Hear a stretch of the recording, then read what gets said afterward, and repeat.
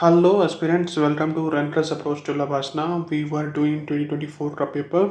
We have finished 2018, 2019, 2025 and two parts of 2024. And this is the third and the final part where we will be learning that how to solve the prelims paper like a renter do, like those people, those aspirants who write mains repeatedly, जिनके लिए prelims clear करना बहुत easy हो गया है, what different they do in the exam. So through this video series we are trying to learn that. So welcome to prelims aptitude mastery, and this is a part third of 2024 paper. And if you are getting this video in your YouTube feed, you must subscribe the channel for further videos, and you can check the previous videos as well. Link is in description, or you can check the channel. It is possible कि YouTube आपको दोबारा से फिर ये video recommend ना करे, just because of the algorithm. So you should subscribe the channel. So without wasting any further time, let's start with question number 65. We have done till 64. So it talks about consider the following properties included in the UNESCO heritage list released by UNESCO. Properties हैं भाई UNESCO की. ये उस time पे current affairs में था, काफ़ी ज़्यादा न्यूज़ में था. और आई गेस इसका आंसर था एक तो अपना 1 and 3 secret एंसेम्बल्स of फॉयसाल and Shanti Niketan उस टाइम पे न्यूज़ में था. तो न्यूज़ के बेसिस पे दिस कुड बी सोल्ड. अगर नहीं आता तो N-2 अपना जिंदाबाद, and B is our answer. So let's see, question number 66 is a pure concept of knowledge, pure question of knowledge जो अपना आर्टिकल 368 में है. Addition, variation, repeal. भाई अब पेपर के बाद मैं कुछ भी बता दूँ, लॉजिक है इसमें, एप्टीट्यूड है, ऐसे कुछ पॉसिबल हो रहा. तो भाई मैं एक्सेजरेशन में नहीं बिलीव करता. अगर आपको ये क्वेश्चन नॉलेज से नहीं आता, आपने 368 नहीं पढ़ा, तो आपने पॉलिटी नहीं पढ़ी. ठीक है, आपने पॉलिटी नहीं पढ़ी. So you have to read and you can refer to bare text. किसी का भी ले लो यार. बेयर टेक्स्ट मतलब जो कॉन्स्टिट्यूशन की ओरिजिनल, मतलब जो एक्चुअल PDF है या जो एक्चुअल बुक है उसके थ्रू पढ़ो and you will get to know. ऐसे क्वेश्चंस इजी हो जाते हैं. Let's see question number 67. Italy, Japan, Nigeria, South Korea and South Africa, which of the above countries are frequently mentioned in the new media for their low birth rate or aging population or declining population. उस time पे ये question काफ़ी ज़्यादा news में था. And 2024 में इसी theme के ऊपर एक क्वेश्चन आया था, लाइक GS पेपर 1 में, मेंस में. विंटर करके कुछ क्वेश्चन था. I am forgetting that. Winter करके कुछ था, विंटर फॉलिंग और कुछ इस टाइप से ही था. लाइक उसमें भी वो एजिंग की ही कंटेक्स्ट में था कि अब जो है ना बुढ़ापा बढ़ रहा है और लाइक जो यूथ पॉपुलेशन है वो कंट्रीज में कम हो रही है. तो डेमोग्राफिक विंटर, आई गेस, हाँ डेमोग्राफिक विंटर वो क्वेश्चन था. तो UPSC ने वो क्वेश्चन इसलिए पूछा बिकॉज ये चीज़ उस टाइम पे न्यूज़ में बहुत ज़्यादा थी. ये चीज़ न्यूज़ में बहुत ज़्यादा थी. तो उस कंटेक्स्ट में फिर UPSC ने वैसे क्वेश्चन पूछा. Let's see how to solve it. अब हमें पता है कि भाई अफ्रीकन कंट्रीज में तो पॉपुलेशन बढ़ रही है, अफ्रीकन कंट्रीज में तो पॉपुलेशन बढ़ रही है, तो Nigeria can not be the answer, South Africa can not be the answer. So based on this we can eliminate 3 and we can eliminate 5. अब now we have to choose, A choose करें या C choose करें. And I told whenever जब 5 option होते हैं तो N-2 words we have to choose या तो A हो रहा या C हो रहा. And in this situation we will go with the maximum, and this maximum is also satisfied with N-2. UPSC 3 ही जनरली ठीक बनाता है out of 5. So question number 68, it is a question of pure knowledge. If you know you know, if you don't know तो risk लेने वाला बन जाएगा, क्योंकि UPSC ने क्वेश्चन को फ्रेम ही ऐसे किया है. Amendments to a money bill suggested by the Rajya Sabha have to be accepted by the Lok Sabha. This is something which we read कि भाई कोई compulsion नहीं है. तो fourth statement is wrong. Rajya Sabha can either approve or approve the bill or suggest changes but cannot reject it. This is completely true. तो option 3 जिसमें है, ठीक है, ऑप्शन 2 कॉमन है. अब it is about article 109 mention special procedure in respect of money bill. अब दिक्कत क्या है ना भाई, जब मनी बिल जनरली क्लास में पढ़ाया जाता है तो हमें 110 ही पढ़ाया जाता है. और जब ये क्वेश्चन पेपर में आया था तो मैंने भी उस टाइम पे नहीं पढ़ा था आर्टिकल 109. तो इस क्वेश्चन में मैंने सोचा कि भाई ये गलत होगा, तो उस बेसिस पे मैंने इसे फैक्ट माना एंड उसी बेसिस पे I mark option B. But इसका ऑप्शन है C, ऑप्शन है C. लॉजिक सिंपल है कि भाई पॉसिबल हो सकता है कि जैसे उस टाइम जो अपने आर्टिकल्स हैं 110 है या फिर 109 है या 113 है, ये आसपास ये मनी बिल फाइनेंस बिल इसी में घूमते रहते हैं। तो पॉसिबल हो सकता है कि भाई 109 है, और in case you feel doubt कि भाई कौन सा ऑप्शन इसमें लगाना चाहिए, then you shall go with maximum. जैसे यहाँ एलिमिनेट कर दिया आपने, डी एलिमिनेट कर दिया और ए एलिमिनेट कर दिया, now you are left with B और सी। बी और सी में से क्या चूज करें, and if you are unsure कि भाई टू और थ्री कॉमन है and you are not aware about A, तो जो हमारा टू स्टेटमेंट वाले क्वेश्चन में लॉजिक था कि इफ यू आर श्योर कि one statement is wrong and you are unsure about the other statement, then consider that statement correct. तो वो भी मैक्सिमाइजेशन प्रिंसिपल पे वर्क करता है। Similarly this question also works on maximisation principle. So if you are confuse between B and C कि इन दोनों में से क्या चूज करें, go with maximum. Net effect आपको पॉजिटिव मिलेगा, नेट इफेक्ट या नेट रिजल्ट आपको पॉजिटिव ही मिलेगा। ठीक है, let's come to question number 69। अब ऐसा क्वेश्चन है, अगर ये क्वेश्चन होता ओनली 1, ओनली 2, ओनली 3 और ओनली 4, तो मैं 8 बंद करके इस पर ओनली 2 मारता। क्यों?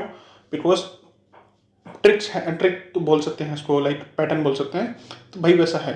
बट यूपीएससी ने ऐसे ऑप्शंस बना दिए और मुझे नहीं आता था तो मैंने स्किप किया इसको। Otherwise skip this question. अगर यूपीएससी इस टाइप के पैटर्न में कुछ बना रहा है तो स्किप करो क्वेश्चन को, अननेसेसरी रिस्क नहीं लेना। यहाँ पर 12 फैक्ट हैं, 12 में से कुछ भी गलत हो सकता है, सो रिस्क नहीं लेना। बट ठीक है कि क्वेश्चन कम अटेम्प्ट किए हैं, and if you want to take the risk कि कौन से में रिस्क लेना है, तो n-2 सेज किया तो आंसर हो रहा है ए में से या बी में से, so you can take risk out of them. But इसका आंसर जो है डी है। और ये क्वेश्चन इंडिया ईयर बुक से पूछा था यूपीएससी ने, और जब ये क्वेश्चन यूपीएससी ने पूछा, भाई कुछ टीचर्स ने, पर्टिकुलरली नाम तो नहीं लूँगा, बट कुछ टीचर्स ने डेलिबरेटली इतना फॉर्मो क्रिएट किया। क्यों? उन्होंने अपनी बुक्स निकाल दी थी इंडिया ईयर बुक की समरी, और इतना फॉर्मो क्रिएट किया कि भाई बच्चे उनकी बुक्स खरीदें। तो समझ जाओ जिसको मतलब जो, ठीक है, इशारा काफ़ी है। तो भाई हर क्वेश्चन के लिए आपको हर चीज़ पढ़ना जरूरी नहीं है। कट ऑफ 200 नहीं जा रहा, कट ऑफ 190 नहीं जा रहा, कट ऑफ जा रहा है भाई 92। ठीक है, 24 में गया था लाइक 88 के समथिंग। तो भाई जब 44% या ला लो 50% से लेस देन कट ऑफ है, तो you don't need each and every question. और उसके लिए भाई हजार पेज नहीं पढ़ने हैं आपको अननेसेसरली। कितना डेटा याद कर लोगे भाई, कितना डेटा याद कर लोगे? ठीक है, आप AIR 1 को भी बोलोगे ना भाई, उसे भी नहीं पता होगा। AIR 1 छोड़ो, AIR 1 से लेके AIR 100 तक ले लो ना, तो इसमें से 3 ही 4 या मुश्किल से 10 लोगों को पता होगा कि भाई इसका आंसर ऐसा है, इसका आंसर ऐसा है, कि भाई उन्होंने कहीं से पढ़ लिया या किसी टेस्ट सीरीज में उनको मिल गया कुछ मिलता जुलता। तो वरना नहीं पता होता भाई, वरना नहीं पता होता। अब question number 70, the North Eastern Council was established by North East Council Act 1971 subsequent to the amendment of NEC act in 2002। The council comprises which of the following. जब ये क्वेश्चन आया था तो इसके ऊपर कलेश हुआ था, क्योंकि कुछ इंस्टीट्यूट्स बोल रहे थे भाई इसका आंसर जो है डी है, कुछ बोल रहे थे इसका आंसर है ए। Let's see. अब नॉर्थ ईस्ट काउंसिल है उसके बारे में है, और ये बनी है नॉर्थ ईस्ट काउंसिल एक्ट के ऊपर। तो भाई अब हमने पढ़ा है जोनल काउंसिल, हमने पढ़ा जो 1956 एक्ट के अंडर बना है, तो उस बेसिस पे सिमिलर लाइन पे ही ये बना है। तो भाई गवर्नर मेंबर होते हैं, ठीक है, चीफ मिनिस्टर मेंबर होते हैं, और 3 members to be nominated by the President. अगर आप इसे एलिमिनेट कर देते हो तो ऑप्शन बचता है सी, तो वहाँ पर गवर्नर वाला ऑप्शन नहीं हो रहा, तो by default this is also a true option. अब है कि होम मिनिस्टर ऑफ इंडिया, जब हम जोनल काउंसिल पढ़ते हैं, जो हमारी 5 जोनल काउंसिल है, उसमें भाई होम मिनिस्टर जो है वो मेंबर होते हैं। तो उसी लॉजिक के बेसिस पे आई थॉट कि अगर जोनल काउंसिल के मेंबर है तो वो नॉर्थ ईस्टर्न काउंसिल के भी मेंबर होंगे। तो आई मार्क्ड ऑप्शन डी। कुछ इंस्टीट्यूट्स ने इसे ठीक बोला था, कुछ इंस्टीट्यूट्स कह रहे थे ए है इसका आंसर। बट यूपीएससी ने जब आंसर दिया इसका ए, तो इट वाज फाउंड कि भाई ये जो अपने होम मिनिस्टर साहब हैं वो बाय डिफॉल्ट चेयर मतलब करते हैं, ये मेंशन नहीं है एक्ट में, he is not a member, like MHA minister of home affair is not a member of north Eastern council by default. जैसे अपने वाइस प्रेसिडेंट जो है बाय डिफॉल्ट राज्यसभा के अपने चेयरपर्सन है, सिमिलरली जो मिनिस्टर ऑफ ये जो होम अफेयर्स हैं अपने अमित शाह जी, तो वो भी बाय डिफॉल्ट ही अपने NEC के जो है अपने चेयरमैन है, या जो लाइक चेयरमैन है, बट उसके मेंबर कैटेगोरिकली एक्ट में मेंशन नहीं है। ठीक है। Question number 71, how many delimitation commissions have been constituted by the government of India till December 2023। अब देखो ये क्वेश्चन मैंने पिछली वाली video, this is the third question जहाँ मेरी इंट्यूशन मुझे बोल रही थी, but I did not listen to my intuition. एक सादा वाला क्वेश्चन था, एक वो भाष वाला क्वेश्चन था, and this is question number 3। My intuition was saying कि भाई इसका आंसर 4 है, but I over thought, I did over thinking, मैंने इसका सी लगा दिया। इसका आंसर है डी। उस टाइम पे न्यूज़ में भी काफ़ी था, ये टेस्ट सीरीज और करंट अफेयर्स में अच्छे से कवर हुआ था, तो इसका कोई ज़्यादा लोड नहीं लेना। The constitution 71st amendment act 1992 amend the 8th schedule to the.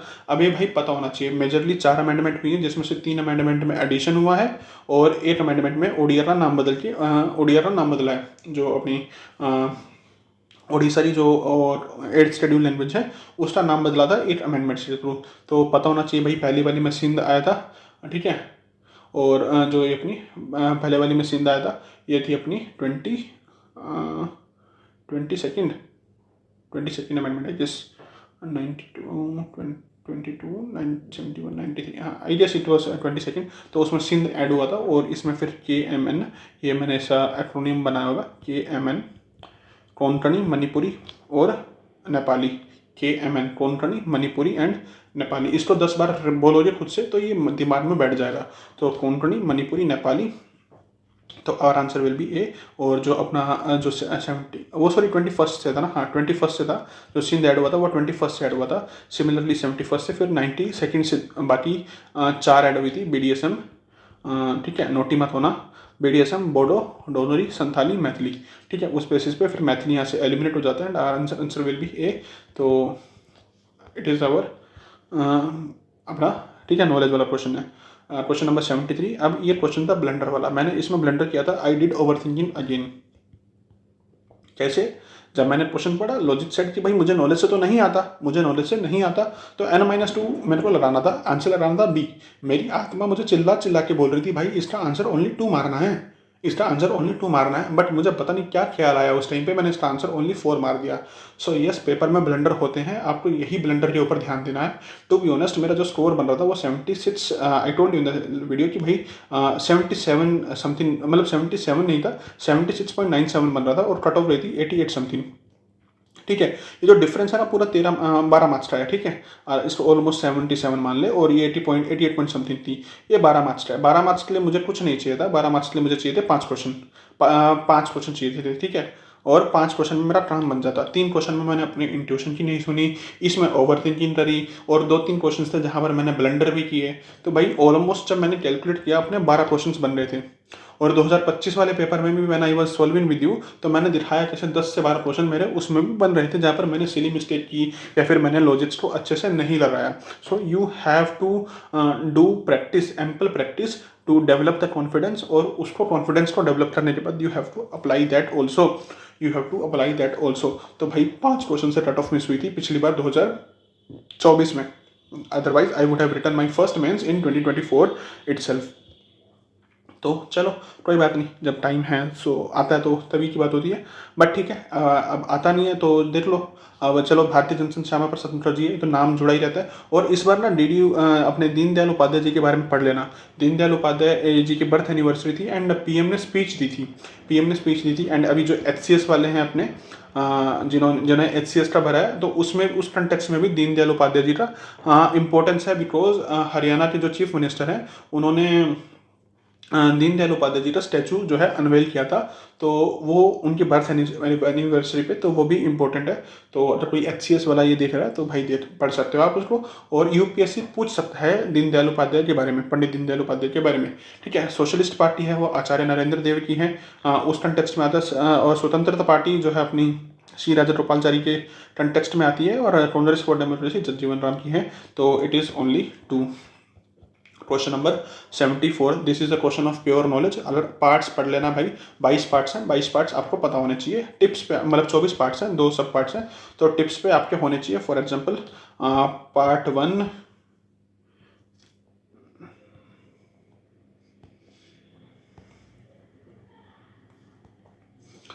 मैंने पॉलिटी काफ़ी टाइम से रिवाइज नहीं किया, तो I beg your pardon initially itself, अगर कोई गलती हो जाए तो पार्ट 1 है अपना यूनियन एंड इट्स टेरिटरी, 2 है अपना citizenship, citizenship, union and it's territories. 3 है अपना फंडामेंटल राइट्स। पार्ट 4 है अपना DPs, directive principles. Part 4A है अपना फंडामेंटल ड्यूटीज। पार्ट 5 है अपना यूनियन। पार्ट 6 है अपना स्टेट्स। पार्ट 7 जो है वो रिपील्ड है। पार्ट 8 है अपना यूटीज, ठीक है। पार्ट 9 है अपना पंचायत्स। पार्ट 9A है अपना म्यूनिसिपैलिटीज़। पार्ट 10 जो है नहीं 9B जो है अपना वो है कोऑपरेटिव्स। पार्ट 10 है, ठीक है, 11 12 13 14। पार्ट 10 है शेड्यूल्ड एरियाज। पार्ट ऊपर मैंने लिखा है 24, सॉरी 24 नहीं है, 25 पार्ट्स है, ठीक है, 25 पार्ट्स है। और पार्ट 10 हो गया अपना। पार्ट 11 है भाई, हाँ, relation between centre and states, ठीक है, relation between union and states. Part 12 है प्रॉपर्टी, ठीक है, फाइनेंस, प्रॉपर्टी, कॉन्ट्रैक्ट। पार्ट 13 है अपना ट्रेड, कॉमर्स एंड इंटरकोर्स। हमने ट्रांसफर किया था ऑस्ट्रेलिया से बोला किया था। पार्ट 14 है सर्विसेज अंडर यूनियन। अब भाई मैंने इसका कोई लॉजिक नहीं बना रहा, मैंने इसे 10-15 बार जो है लिख के प्रैक्टिस किया था, तो ऑलमोस्ट मुझे याद हो रहे हैं। पार्ट 14A है अपना ट्राइब्यूनल से रिलेटेड है, ठीक है। पार्ट 15 में इलेक्शन है। पार्ट 16 में अपना स्पेशल प्रोविजंस है with respect to SC ST, जो अपना रिजर्वेशन वाला पार्ट है। पार्ट 17 में लैंग्वेजेस हैं, जैसे शेड्यूल 8 है ना, 8th शेड्यूल है, तो 1+7 8 बनता है। तो ऐसे ही पार्ट 17 में अपने हो गए। पार्ट 18 में इमरजेंसी है। पार्ट 18 में इमरजेंसी है। पार्ट 19 में मिसलिनियस प्रोविजन है।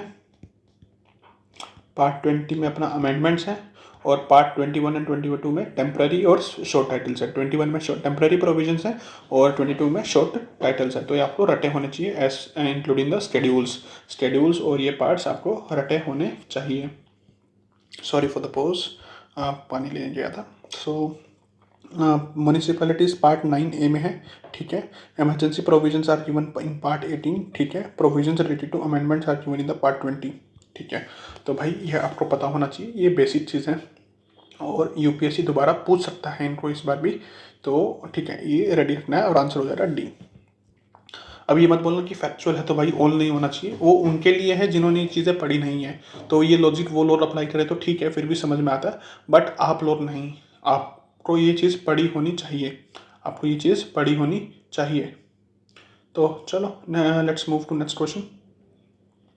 Question number 75। Let's see what it says. Which of the following statements is correct as per the Constitution of India? This question is of common sense. अब corporate tax is a state subject under the state list. अब ये तो हमें पता है कि भाई corporation tax तो है अपना यूनियन का है, यूनियन लगाता है, तो उसके बाद ही स्टेट्स को इसमें से फाइनेंस कमीशन के रिकमेंडेशन पे डिवोल्यूशन मिलता है, जो डिवीजन पूल का पार्ट बनता है। तो डी तो can not be the answer. अब इट सेज कि interstate trade and commerce, interstate migration, interstate quarantine. अब क्वारंटीन है, quarantine is a union subject under the union list, ठीक है भाई, हो भी सकता है। Interstate migration is a state subject under the state list, हो भी सकता है। Interstate and trade commerce is a state subject under the state list. Interstate trade and commerce भाई स्टेट लिस्ट का पार्ट है, पार्ट है, मतलब दो स्टेट्स के बीच में ट्रेड हो रहा है, जैसे फॉर एग्जांपल MP और महाराष्ट्र के बीच में ट्रेड हो रहा है और वो स्टेट लिस्ट का पार्ट है, तो ये सेंस बनता है भाई, या तो कॉन्करेंट का पार्ट होना चाहिए या वो यूनियन का पार्ट होना चाहिए। So by logic this is wrong.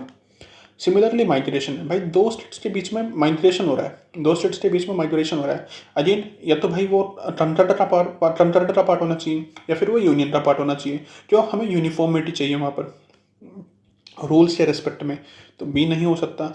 अब सी क्या कह रहा है, quarantine is a union subject under the union list. Quarantine क्या है, स्टेट के अंदर क्वारंटीन हो रहा है। अब कोविड हुआ था, ठीक है, क्वारंटीन करना था, तो एक यूनिफॉर्मिटी चाहिए थी ना उसकी एप्लीकेशन में, यूनिफॉर्मिटी चाहिए थी। अब स्टेट्स के हाथ में दे दें तो भाई स्टेट्स तो कहेंगे कि हम तो क्वारंटीन में नहीं डालेंगे, हम तो लॉकडाउन नहीं लगाएंगे, तो उस या फिर क्वारंटीन में भी कुछ अपने अपने हिसाब से रूल्स बना देंगे। तो वो थोड़ा वहाँ पर अपसेट हो जाता है, and with the elimination as well we can reach our answer. So this question was more of a common sense. ठीक है, अब ये यूपीएससी का फेवरेट टॉपिक है, इसमें मत पूछना भाई मेरे से, मैं नहीं बता रहा इसमें।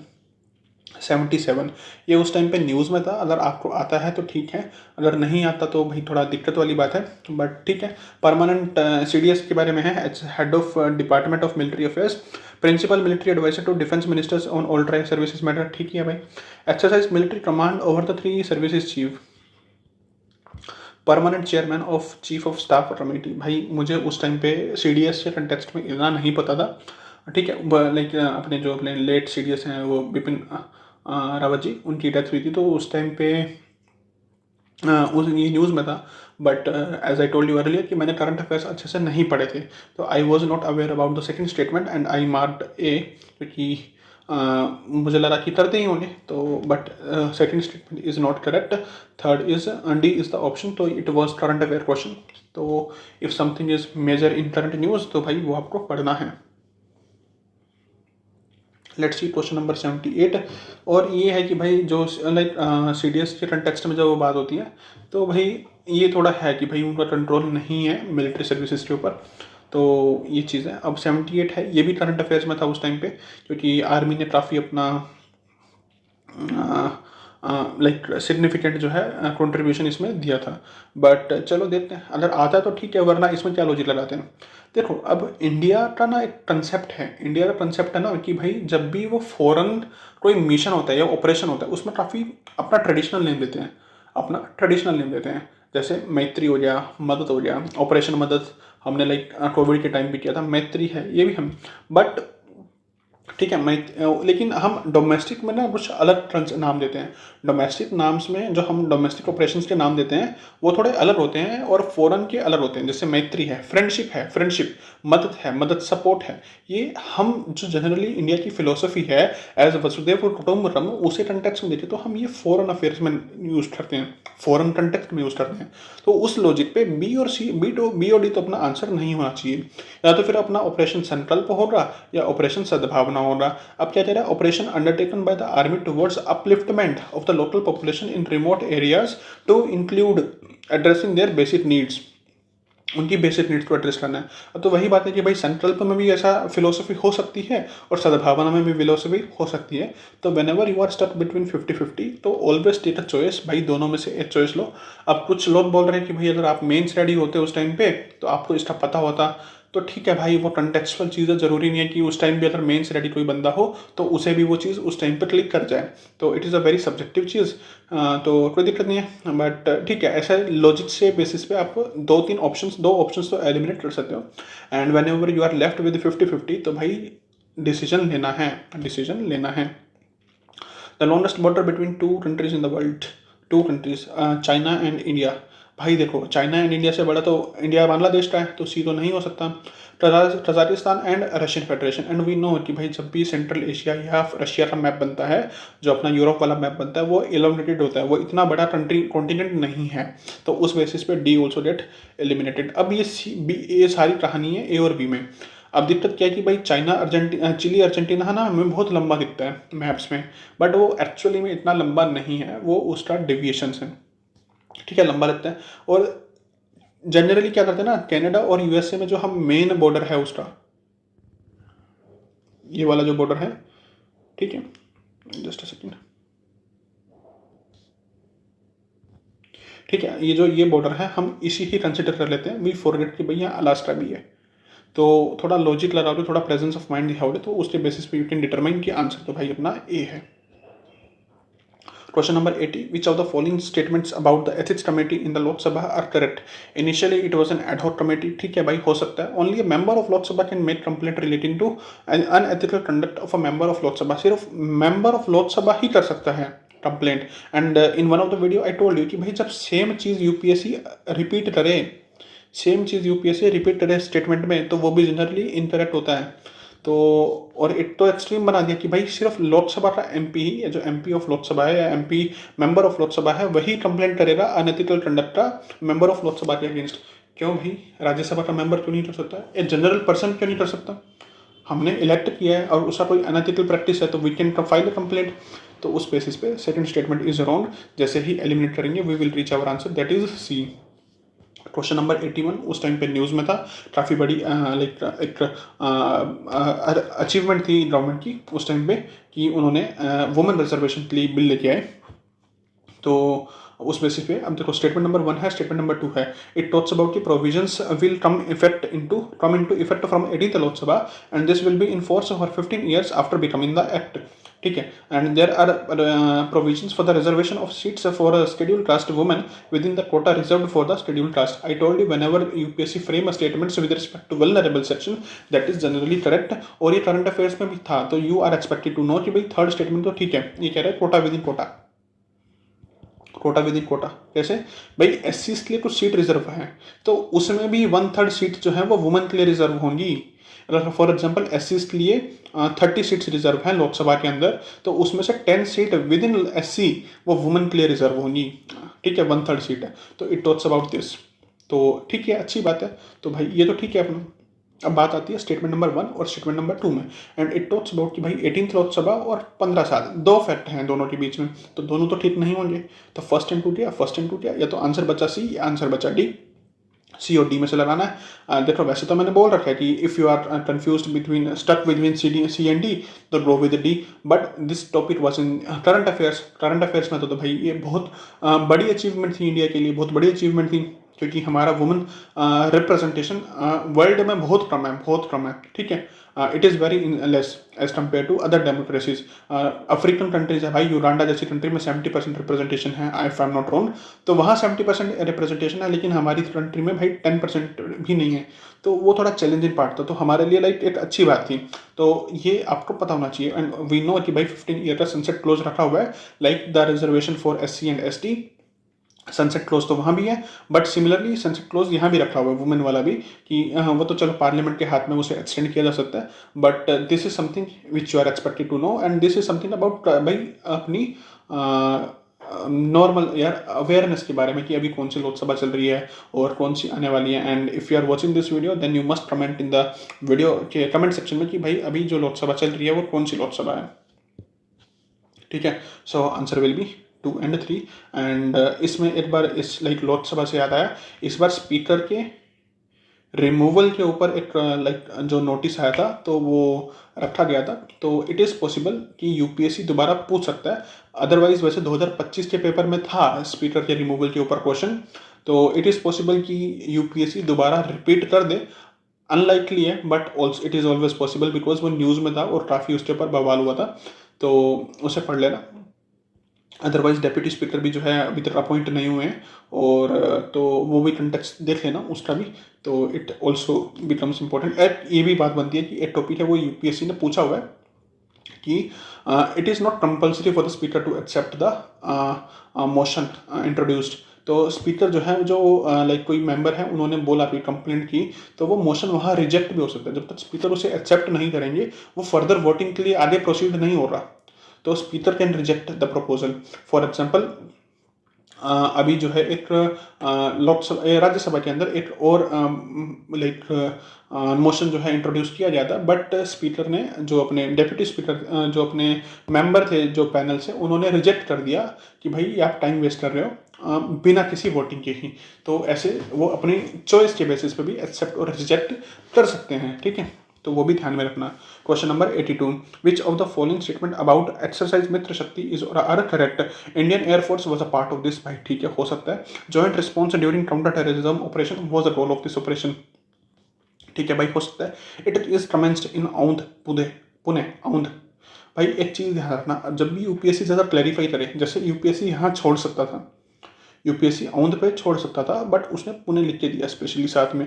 जब भी यूपीएससी ऐसे क्लैरिफाई करता है तो generally those statements are correct. 2023 के पेपर में भी आई विल शो यू, दिखाऊंगा, तो ऐसे होगा। जैसे 2025 के पेपर में था कि भाई कौन से राजा हैं जो साउथ ईस्ट एशिया में उन्होंने एक्सपेंशन किया था, तो राजा के नाम के साथ एम्पायर लिखा हुआ था, जैसे चोला है या पंड्याज हैं, कुछ इस टाइप से नाम लिखा हुआ था, पल्लव्स हैं, तो वो नाम दिया हुआ था। यूपीएससी ने नाम क्यों दिया? भले आपको राजा का नाम नहीं पता, बट कुछ बेसिकली डायनेस्टीज हैं, जो वहाँ की किंगडम्स हैं जो फेमस हैं उस चीज़ के लिए। तो अगर आपको राजा का नाम भी नहीं पता तो you can find it through the dynasty, you can find it through the kingdom. जो जो किंगडम था, तो उस जैसे मौर्यन डायनेस्टी है, तो मौर्यन डायनेस्टी के कंटेक्स्ट में तो मौर्यन उनके कुछ अचीवमेंट्स है। सिमिलरली चोला डायनेस्टी है, तो जो चोला डायनेस्टी है, जो चोला रूलर्स हैं, वो फेमस है कि भाई उनमें से कुछ एडवेंचरस रूलर्स थे जिन्होंने साउथ ईस्ट एशिया तक वॉयज किया था और वहाँ पर लाइक उनको डोमिनेट भी किया था।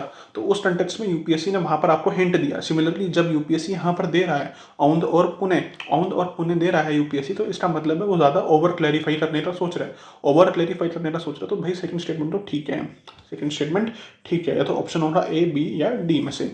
अब let's see, this was a joint military exercise between India and Bangladesh. ठीक है भाई, इंडिया तो होगी मित्र शक्ति, कुछ ऐसा नाम है कि भाई इंडिया के कंटेक्स्ट में तो है, but isn't it easy to change Bangladesh with something else? क्या पता भाई जापान हो, क्या पता मालदीव्स हो, क्या पता यूके हो, कोई भी कंट्री हो, उस कंटेक्स्ट में चेंज कर दिया बांग्लादेश के साथ। कितना इजी है भाई, कितना इजी है। And Bangladesh is our neighbour, और मित्र के बारे में बात हो रही है, तो भाई कुछ ऐसा एसोसिएशन बना दिया कि ऑब्वियस लगे कि ठीक हो, बट नहीं, this is a trap of UPSC. Trap क्या है? ट्रैप है कि भाई ट्रैप ऑफ ऑब्वियस है, तो ट्रैप ऑफ ऑब्वियस है, we don't need to stuck in this trap. So statement 1 is wrong. जैसे ही 1 एलिमिनेट करेंगे we will reach to our answer, that is D. और मैंने पेपर में भी ऐसे किया था कि बांग्लादेश जो है मल्टीपल स्टेक होल्डर वाला पॉइंट बन जाता है यहाँ पे, तो उस बेसिस पे ये गलत हो जाएगा। Question number 83, a writ of prohibition is an order issued by the supreme court और हाई कोर्ट टू। ठीक है भाई, रिट है ये सुप्रीम कोर्ट और हाई कोर्ट वाली, तो ठीक है ठीक है। या आई वाज जस्ट चेकिंग कि भाई कौन कौन से क्वेश्चन यूपीएससी ने कैंसिल किए। 3 क्वेश्चन थे इस पेपर में, question number 20 and question number 52 and question number 57। तो हमने पिछले ही वीडियो में डिस्कस कर लिया कि 57 भी यूपीएससी ने ड्रॉप किया था, लेकिन फिर भी देख लेते हैं, कहीं मैंने बताने के चक्कर में बता ना दिया हो और यूपीएससी ने वो, हाँ यूपीएससी ने ड्रॉप किया था एंड आई टोल्ड यू। ठीक है, तानिया भाई तानिया, प्रोहिबिशन ये रहा। ठीक है, प्रोहिबिशन है, गवर्नमेंट ऑफिसर है, प्रोहिबिशन कहाँ होता है? Higher courts to lower courts. ठीक है, government officer prohibiting him from taking a high supreme court और high court to a government officer. ठीक है, नहीं भाई लोअर कोर्ट को होना चाहिए, पार्लियामेंट लेजिस्लेटिव असेंबली नहीं, लोअर कोर्ट के कंटेक्स्ट में होता है। I told you, higher court से सर्शररी हो जाए, सर्शररी हो जाए या प्रोहिबिशन हो जाए। ठीक है, ये दोनों जो है लो हाई कोर्ट, हाई कोर्ट नहीं, हायर कोर्ट से लोअर कोर्ट। हायर कोर्ट का मतलब है सुप्रीम कोर्ट और हाई कोर्ट, लोअर कोर्ट का मतलब है अपनी जो सबऑर्डिनेट कोर्ट्स हैं, तो वो है। एंड सर्सरी जो होता है वो पोस्ट जजमेंट होता है कि जजमेंट हो चुका है तो उसके बाद होता है। और प्रोहिबिशन है कि भाई ट्रायल चल रहा है तो उसमें एक्सेस ऑफ जुरिस्डिक्शन ना हो जाए तो पहले ही रोक देते हैं, continuation of proceeding in a case the government prohibiting it. नहीं भाई, ठीक है, तो थोड़ा ये नॉलेज वाला क्वेश्चन था। अब ये 84th क्वेश्चन है, consider the following, a community declared as a scheduled tribe is a state need not be so in another state. For example, कोई ट्राइब है उसको एसटी डिक्लेयर कर दिया गया है यूपी में। ठीक है, अब जरूरी नहीं है कि वो ट्राइब जो है एसटी ही हो दिल्ली में भी, क्या पता नहीं हो भाई, कोई नीड नहीं है तो भाई उसे डिक्लेयर नहीं किया गया, तो this statement is completely correct. जरूरी नहीं है कि एक स्टेट में कोई ट्राइब एसटी है तो वो दूसरे स्टेट में भी एसटी हो, नहीं, ऐसा कोई कंपलसरी नहीं है। एंड क्वेश्चन नंबर 84 का स्टेटमेंट 1 है कि it is the governor of the state who recognizes and declares any community of that state as a scheduled tribe. देखो, और गवर्नर दिया हुआ है, एंड यूपीएससी का हमें पता है कि यूपीएससी प्लेज विद ऑफिसेज, तो this becomes wrong. And in the comment section you will be telling me कि भाई कौन डिक्लेयर करता है। ठीक है, आंसर इज बी। तो भाई लॉजिक जो है लगते हैं, you have to be consistent with that, you have to develop the confidence. तो क्वेश्चन नंबर 85, अब ये थोड़ा ठीक है, इसका आंसर तो हम सही डिस्कस करेंगे, बट यूपीएससी की आई डोंट नो क्या चुनती कि उन्होंने इसका आंसर गलत दिया। Let's see, union finance minister पहला एक office, on behalf of prime minister दूसरा office, lays the annual financial statement before the both houses of the parliament. This statement is wrong. क्यों रॉन्ग है भाई? वो प्रेसिडेंट के बिहाफ पे होता है। This statement is wrong because president के बिहाफ पे होता है। At the union level no demand for a grant can be made except on the recommendation of the president of India. This is completely correct statement.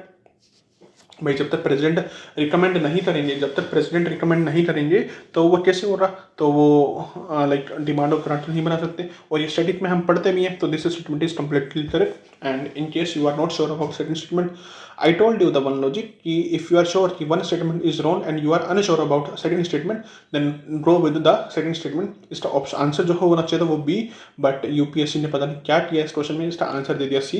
And later it was challenged one of the aspirants who missed cut off by a very small margin, और उन्होंने इसका answer भी mark किया था। उन्होंने high court में इसे challenge किया एंड सुप्रीम कोर्ट जो हाई कोर्ट है उन्होंने रिप्रीमांड भी किया यूपीएससी को। यूपीएससी एक्सेप्टेड इट्स मिस्टेक और that person was allowed to write forest of that year. तो ठीक है, यहाँ पर आंसर जो है बी है, बट यूपीएससी ने सी दे दिया, सो आंसर की में डलती है, बट ठीक है इस बार बी है। एंड दिस प्रोविजन लाइक कि 3 दिन के अंदर आंसर की आ जाएगी, so this will be very much helpful कि भाई ऐसी मिस्टेक्स ना हो, ऐसे मिस्टेक्स ना हो। It is the India way and why Bharat matters. भाई आप यूपीएससी में हो, आपको गवर्नमेंट ऑफिसर्स को तो फॉलो करना पड़ता है, प्राइम मिनिस्टर हो गए या फिर अपने सिग्मा मैन अपने जयशंकर साहब हो गए, तो भाई इनको तो हम फॉलो करते ही हैं। ठीक है भाई, कुछ लोग कह रहे हैं कि भाई यूपीएससी ऐसा क्यों पूछ रहा है, बट यार एक आप सीएससी की प्रिपरेशन कर रहे हो, आप आईएएस बनना चाहते हो, आईपीएस बनना चाहते हो, आईएफएस बनना चाहते हो, तो ठीक है भाई उसमें आप गवर्नमेंट के लिए काम करोगे, कॉन्स्टिट्यूशन के तहत लिमिट्स में रह के आप काम करोगे, तो यू शुड बी अवेयर कि भाई कुछ कैसा क्या चल रहा है। और उस टाइम पे इंडिया में बाय भारत मैटर भाई बहुत पॉपुलर थी, ये बहुत थी नहीं, अभी भी हैं। एंड डिप्लोमेटिकली अगर आपको आईआर में आंसर लिखना है तो इसमें कंटेंट अच्छा दिया हुआ है, तो it is expected from you कि भाई आपको पता होना चाहिए कि इसके राइटर कौन है। और अपने जयशंकर साहब के तो वैसे ही रील्स बनते रहते हैं सिग्मा मैन वाले, तो भाई वही आंसर है, तो अपना इसका आंसर है Subramaniam Jaishankar. Question number 87. Argentina worst economic crisis. Sudan war between the countries. Regular army and paramilitary force. Turkey rescinded its NATO membership of NATO. ठीक है भाई, टर्की है, ये तो मैंने कहीं पढ़ा नहीं था कि भाई नेटो की मेंबरशिप उसने छोड़ दी है अपनी। ठीक है, तो ये गलत हो जाता है, आंसर ऑल तो नहीं हो रहा। सुडान न्यूज़ में ही इसलिए रहता है कि या तो भाई कोई स्ट्रेस हो रहा है, इकोलॉजिकल स्ट्रेस हो रहा या सिविल वॉर चलता रहेगा उसके बीच में, तो ये तो अभी भी चल रहा है। एंड इसी बेसिस पे आई told you in the previous video कि भाई सबका ध्यान ईरान पे है, यूपीएससी कहीं सूडान की नेबरिंग कंट्रीज ना पूछ ले, बॉर्डरिंग कंट्रीज ना पूछ ले, तो बी रेडी कि भाई सूडान को पढ़ लो। ठीक है, सूडान को पढ़ लेना, सूडान के बॉर्डर्स के आसपास कौन कौन सी कंट्रीज हैं। सिमिलरली अर्जेंटीना, वो तो भाई इकोनॉमिक क्राइसिस में रहता ही है। ठीक है, तो अपना आंसर हो जाएगा भी। थोड़ा करंट का अवेयरनेस, थोड़ा कंटेक्चुअल अवेयरनेस, तो this will help you in solving multiple questions. अब क्वेश्चन नंबर 88 है। अब ये सुमेध पाइपलाइन है, मैं इसको एसोसिएट नहीं कर पाया था कि सुमेध पाइपलाइन क्या है, तो यहाँ पर मैंने थोड़ा किया। तो Sumed pipeline is a strategic route for Persian Gulf oil and natural gas shipment to Europe.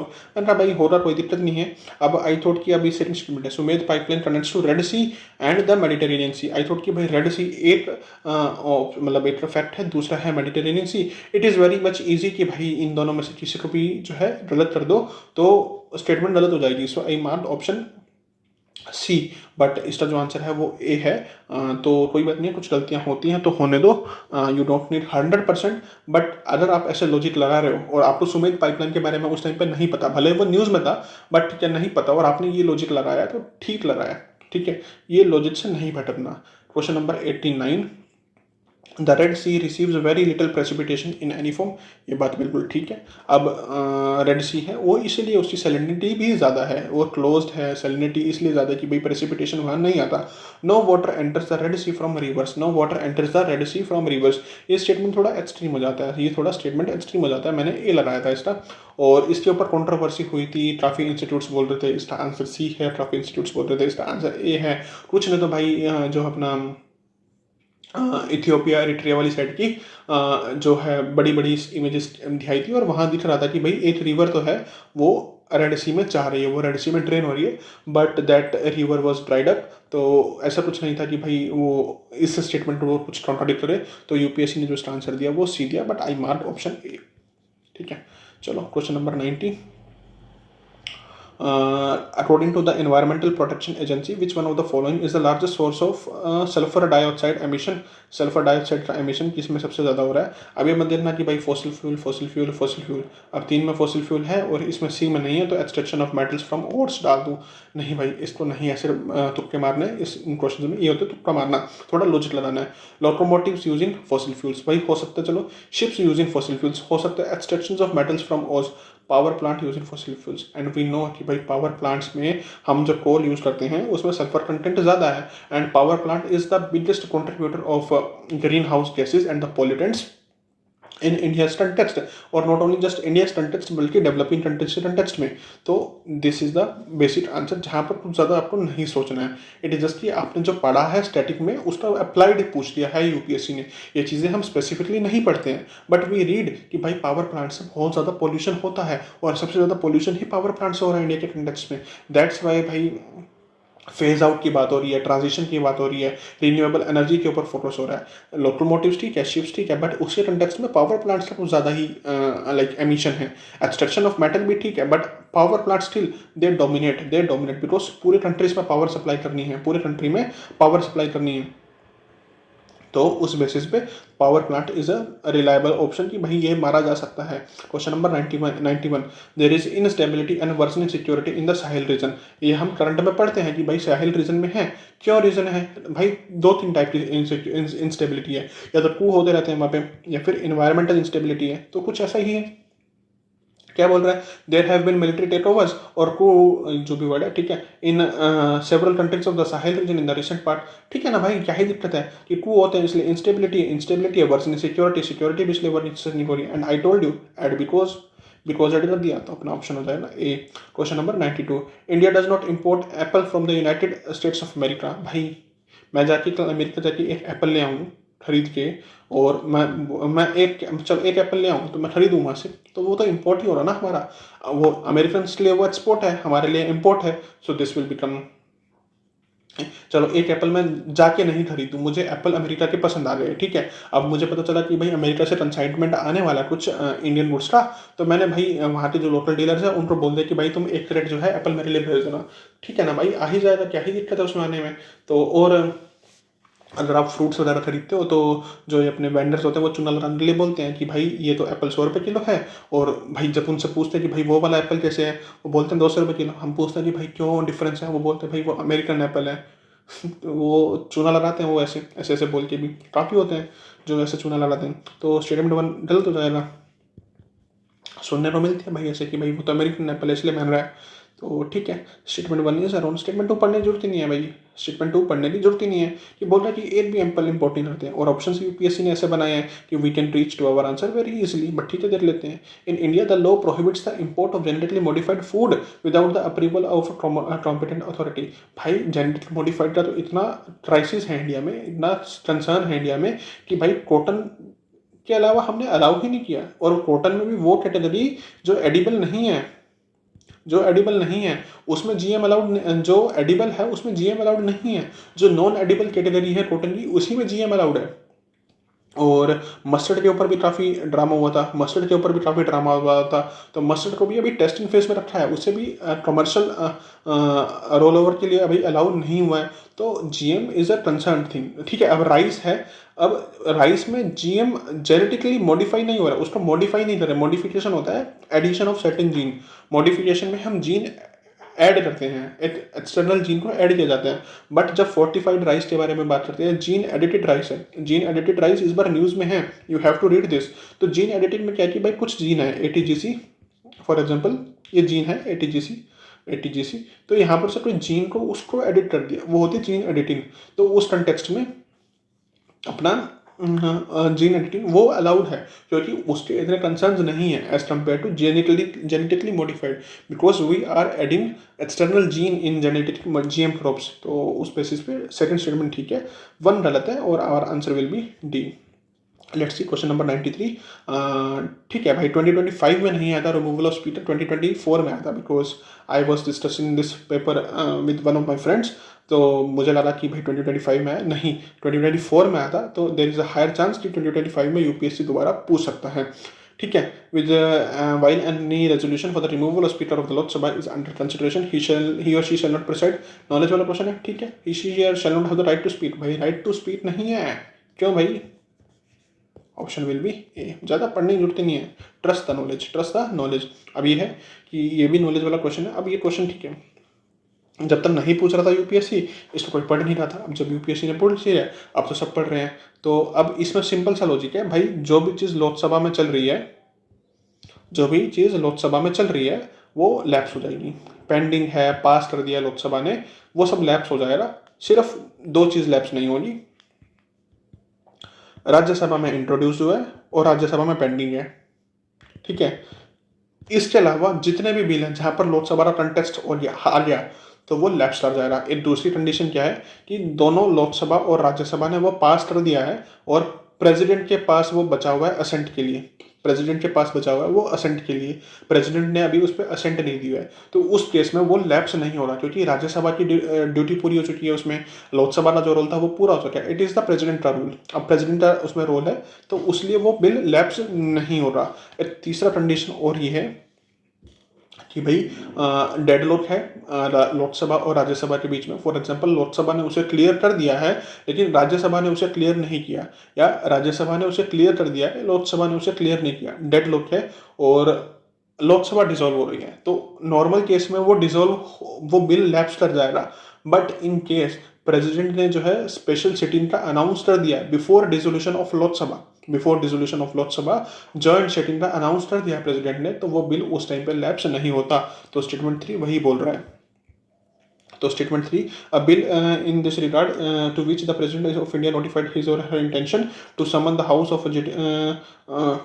To a joint sitting on the lapses on the dissolution of Lok Sabha. ये बोल रहा है कि भाई जॉइंट सिटिंग बोल दिया है और उसके बाद भी वो लैप्स हो जाएगा। तो दिस स्टेटमेंट इज रॉन्ग। तो थोड़ा पढ़ लेना, मैंने थोड़ा फास्ट में पढ़ा, but statement number 3 is wrong. Statement 1 is ठीक है। A bill passed by the Lok Sabha and pending in the Rajya Sabha lapses on the dissolution of Lok Sabha. This is absolutely correct. Knowledge वाला question है, इसमें कुछ ज़्यादा logic लगेगा नहीं, ज़्यादा लॉजिक इसमें लगाना भी नहीं है। Let's see question number 95। This is again a question of knowledge. अगर आता है तो आता है, अब अदरवाइज तो भाई फिर इसमें कोई भी तुक्का मारते रहो। Prorogation of a house by the president of India does not require the advice of council of minister. भाई हाउस को प्रोरोग करना है, हाउस को प्रोरोग करना है, फॉर एग्जाम्पल उस सिटिंग को एंड करना है और उसमें काउंसिल ऑफ मिनिस्टर्स की आपको परमिशन ही नहीं है, बट प्रिंसिपल के बारे अगेंस्ट है क्यों? President works on the aid and advice of council of ministers. तो statement 1 is wrong. Eliminate statement number option number A and B. Now you are left with C और D. या तो 2 ठीक है, 2 एंड 3 ठीक है, और ये 3 ओनली है, 3 तो कॉमन है। चलो सेकंड पढ़ते हैं। Prorogation of a house is generally done after the house is adjourn sine die, but there is no bar to the president of India proroguing the house which is in session. क्या बोल रहे हैं?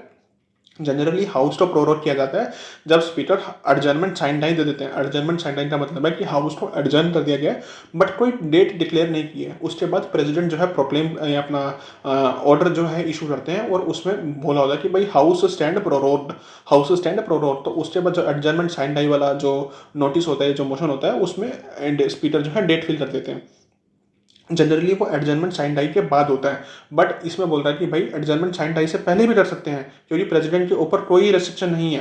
Council of minister for example, just for example कि भाई क्या कहते हैं, अपना ऑपोजिशन है वो कोऑपरेट नहीं कर रहा है, ऑपोजिशन हंगामा मचा रहा है, और ऑपोजिशन हंगामा मचा रहा है और अभी क्रिटिकल कंडीशन चल रही है इंडिया के अंदर और हंगामा मच रहा है और हाउस जो है फंक्शन जो है स्मूथली नहीं कर रहा है और जो गवर्नमेंट का अटेंशन है वो उस क्राइसिस पे चाहिए। तो काउंसिल ऑफ मिनिस्टर जो है प्रेसिडेंट को बोल सकते हैं, prime minister on the behalf of council of minister president को बोल सकते हैं कि आप जो है हाउस को प्रोरोग कर दो, आप जो है हाउस को प्रोरोग कर दो, जो सेशन है हम बाद में देख लेंगे। तो उस बेसिस पे वो भी ठीक है। तो statement 2 is correct, statement 3 is correct. अभी मत बोला सी और डी के बीच में कंफ्यूज, तो डी होना चाहिए था। नहीं भाई, this question is of knowledge. वो तब एप्लीकेबल है जब आप लाइक आपके पास कोई ऑप्शन ही नहीं बचा। तो ठीक है। The European Parliament approved the net zero industry act recently. ठीक है भाई। The European Union intends to achieve carbon neutrality by 2040। Observe this. यहाँ भी रुक सकता था यूपीएससी, बट नहीं। And therefore aims to develop all of its own clean technology by that time. क्या बोल रहा है कि भाई कार्बन न्यूट्रलिटी 2040 में पहुंच जाएगा और अपनी जितनी भी क्लीन टेक्नोलॉजी है वो तब तक बना ले रहा हूँ। ठीक है भाई, ये एक्ट है, ये तो ठीक है भाई एक्ट है, चलो नहीं भी पता उसके बारे में, हो सकता है कि भाई एक्ट हो, बट ये देखो यार 2040 तक कार्बन न्यूट्रलिटी हो जाएगा। पहली बात तो एक ये फैक्ट कि भाई क्या पता 2040 ना हो, 2035 हो, 2037 हो, 2038 हो या 2045 हो, ठीक है। उसके बाद बोल रहा है कि जितनी भी क्लीन टेक्नोलॉजी है यूरोपियन यूनियन तब तक बना ले रहा। यूपीएससी चाहता तो यहाँ रुक जाता, 2040 पे रुक जाता, बट नहीं, उसने खींचा इस चीज़ को, उसने इस चीज़ को खींचा। तो उस बेसिस पे statement 2 is around, this is pure logic, this is pure logic, exaggeration of statements, extension of statements. तो statement number 2 is round and answer will be C. Let's wind it up. Recently, Venezuela has achieved rapid recovery from its economic crisis and succeeded. चलो यहाँ रुक जाता नहीं, and succeeded in preventing its people from fleeing immediately into other countries. अरे वाह भाई, भाई जितनी समस्या थी इकोनॉमिक क्राइसिस का सब ठीक कर दिया और लोगों को बचा लिया एमिग्रेशन से। क्या ही नॉनसेंसिकल बात है भाई, क्या ही नॉनसेंसिकल बात है। तो चलो ऑप्शन हो जाएगा डी। चलो अगर फॉर एग्जांपल ए ठीक भी मान लेते, इरमर्कली एज्यूम करते ए ठीक है, ठीक है, Venezuela has world's largest oil reserve, यहाँ पर भी क्लोज लगाएंगे तो ए और स्टेटमेंट 1 और स्टेटमेंट 2 का कोई रिलेशन नहीं है। तो इफ़ वी एज्यूम कि स्टेटमेंट 1 इज करेक्ट और स्टेटमेंट 2 भी हमें देखना है, तो इस कंटेक्स्ट में फिर our answer will be B, ठीक है, our answer will be B, but statement 1 is wrong, so our answer in this question is D. 98th, with reference to the digital India land record modernisation programme, consider the following statements. To implement the scheme, the central government provides 100% funding. Under the scheme, cadastral maps are digitized. An initiative has been undertaken to transliterate the records of right from local language to any of the languages recognized by the constitution. देखो भाई statement 1 में मुझे लगा fact, statement 1 में मुझे लगा fact, क्यों भाई 100% फंडिंग बहुत कम स्टेटमेंट्स, बहुत कम स्कीम्स की है, गवर्नमेंट करती है 100% फंडिंग होती है, but I was not sure about this statement. मैंने इसे कंसिडर किया गलत कि भाई फैक्ट हो सकता है लैंड मॉडर्नाइजेशन के बारे में, रिकॉर्ड मॉडर्नाइजेशन के बारे में। आई थॉट कि भाई लैंड जो है स्टेट का पार्ट है, स्टेट का सब्जेक्ट आता है, तो उसमें स्टेट की भी फंडिंग तो होनी चाहिए, सिर्फ सारा सेंटर क्यों करे इसमें। तो I based on that logic I eliminated 1 and reached our answer B, but इसका आंसर दिया है यूपीएससी ने D, and that is the correct answer because यहाँ पर 100% फंडिंग जो है वो सेंट्रल गवर्नमेंट की, वो सेंट्रल सेक्टर स्कीम है अपनी, ठीक है। तो कुछ क्वेश्चंस गलत होंगे, ज़्यादा टेंशन नहीं लेना है। Question number 99, with reference to Pradhanmantri Surakshit Matritva Abhiyan, consider the following statements, consider the following statements. अब इस क्वेश्चन में क्या है ना भाई, बहुत यूपीएससी ने ट्रैप्स भर के दिए हैं, आपको दे रहा है भाई यूपीएससी फ्री के 2 नंबर दे रहा है इस क्वेश्चन में। कैसे? This scheme guarantees a minimum package of antenatal care services to women in their second and third trimester, fact number 1 of pregnancy and 6 months post delivery, fact number 2। भाई पहले तो बोल रहा है कि एंटीनेटल केयर सर्विस दिया जाएगा second semester में और थर्ड ट्राइमेस्टर में, सेकंड ट्राइमेस्टर में, यानी कि 6 महीने तो भाई यहाँ पर हो रहे। और क्या बोल रहा है, 6 महीने पोस्ट डिलीवरी के बाद भी दे रहा, 6 महीने पोस्ट डिलीवरी के बाद भी दे रहा। तो भाई इतने बड़े बड़े फैक्टर कैसे हो रहे हैं जब हमारे पास रिसोर्सेज नहीं है इतने, तो कैसे देंगे सबको। तो statement 1 is wrong, statement 1 is wrong. Under this scheme private sector health care providers of certain specialities can volunteer to provide services at nearby government health facilities. काफ़ी मॉडरेट स्टेटमेंट है, काफ़ी मॉडरेट है statement, ये काफ़ी generic statement है कि भाई private sector के जो हेल्थ केयर प्रोवाइडर्स हैं वो जो सर्टेन स्पेशलिटीज है जिनके पास, they can contribute, they can volunteer. काफ़ी अच्छी स्टेटमेंट है। And I told you if you have eliminated first statement, this is eliminated and you are unsure कि whether second statement is correct और not, then you can go with the second statement and our answer will be B, and our answer will be B. Let's see question number 100, final question of 2024. With reference to Pradhan Mantri Shram Yoni Man Dhan Yojana, consider the following statement. The entry age group for enrollment in the scheme is 21 to 40.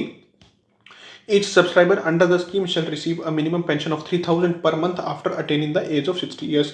Fact, हाँ भाई first में भी fact है, second में भी fact है, तो 1 and 2 तो can not go together, 1 and 2 can not go together. Family pension is applicable to spouse and unmarried daughters. ठीक है भाई, वनरेबल सेक्शन के कंटेक्स्ट में बात हो रही है, बट जब भी हम पेंशन के बारे में सुनते हैं या मूवीज में देखते हैं तो पेंशन्स किसे मिलती है, पेंशन्स अगर इंडिविजुअल मर जाता है फॉर एग्जांपल मेल जो है या जो हस्बैंड है वो मर जाता है, तो उसके बाद पेंशन मिलती है वाइफ को।